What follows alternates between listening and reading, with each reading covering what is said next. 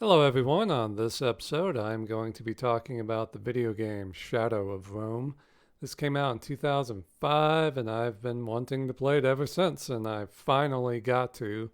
I actually beat it today. It only took me 17 years to get around to it, but yeah. I found out about this game way back in 2004 when I think I saw the trailer for it on, what was it, Unimusha 3.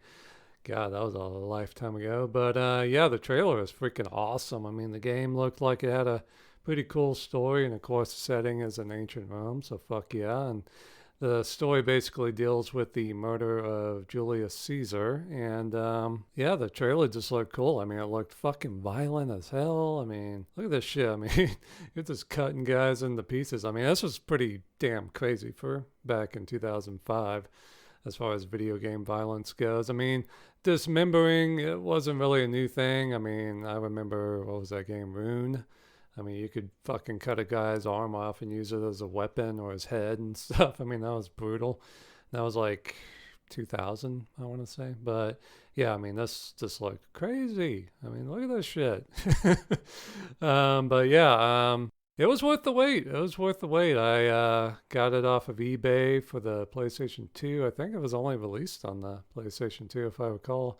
Yeah, and it was just one of those Japanese games that was, I mean, you just never saw it in the store back then, and that's probably why it didn't sell that well. In fact, Capcom was trying to make a series out of it, and because it didn't sell too well, they ended up scrapping it, and the sequel that they had already started working on became Dead Rising, oddly enough. But I mean, I guess I could kind of see the graphics are somewhat similar and the brutal gameplay and stuff a little bit. But I mean, jeez, it's a hell of a tangent you went on there, just diverting all that from ancient Rome to a mall in Colorado. Okay, okay, but yeah, anyway, the game is fun. The thing that I like most about the game is the diverse gameplay.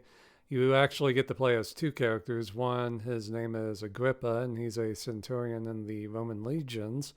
And basically, he's kind of the muscle of the game. You know, he's the guy who is busy fighting Germans off in Germania, slaughtering them and stuff. And you know, it's basically a hack and slash. And then he becomes a gladiator, and he cuts his way across arenas. I think one arena's in Capua, then we go to one over in the Balkans, like Croatia or somewhere, and then head down to Africa. Then we come to the Colosseum, even though it wasn't built during this time yet, not for like another 120 years, but whatever, it's Rome. And he's a cool character, and we get to do a lot of crazy shit with him. I mean, the gladiatorial combat's fun. Kind of diverse. I mean, you basically get to do a couple of different things in each match. Like one match might have you going up against a fortress inside the arena, and you gotta break down the gate and kill everybody in there. And another one is you might have to rescue damsels in distress, and another one you might have to basically kill more people than a rival gladiator. I mean, that's pretty brutal.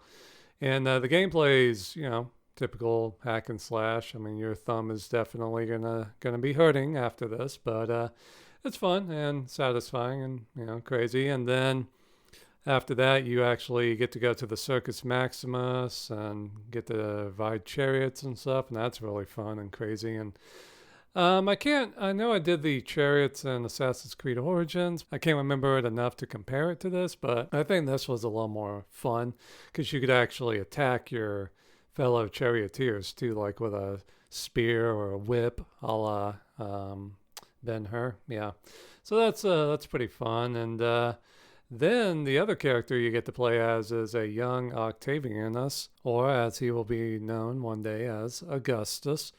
And he is basically kind of the brains of the operation. He's kind of trying to find out what the hell happened, like who killed Julius Caesar and what is going on. Because senators keep dropping dead left and right, so it looks like somebody's trying to quiet the conspirators and you know get away with the murder and conspiracy and everything. So yeah, basically with him, you are sneaking around ancient Rome, and you know, it's a nice change of pace because if this was just a straight up hack and slash game for 16 hours, that would be a little much. And it's pretty interesting how you get around sneaking. You can crouch and just get around, or you can knock a guy out and take his armor, and everybody thinks you're a soldier, so you can get through that way. And because Octavianus has long hair, you can steal a maid's outfit and pose as a pose as a woman and get around like that. It's pretty cool, and you can climb around buildings and stuff. And yeah, it's actually pretty nice, but some of it can be tricky. Like you really got to think outside of the box and don't underestimate the AI in this game at all. These guards are not stupid. I mean, if you are like 30, 40 feet away and you just go running past a hallway that they're looking down, they will see you and come and kill your ass. Like Octavianus has no means of attacking really in a straight up fight. I mean, they will one shot kill you with a sword, which is accurate. I mean, that's the thing with most stealth games nowadays, like especially Assassin's Creed. If you're tailing somebody and they turn around and spot you, ooh, game over. I'm like, motherfucker, I would just cleave your head off. I'm a badass assassin. But in this, it makes sense for it to be a game over because Octavianus is, just a 16-year-old boy or whatever. I mean, what the hell is he going to do? He doesn't even have a dagger. So, him going up against a legionary soldier, I mean, that's just, yeah.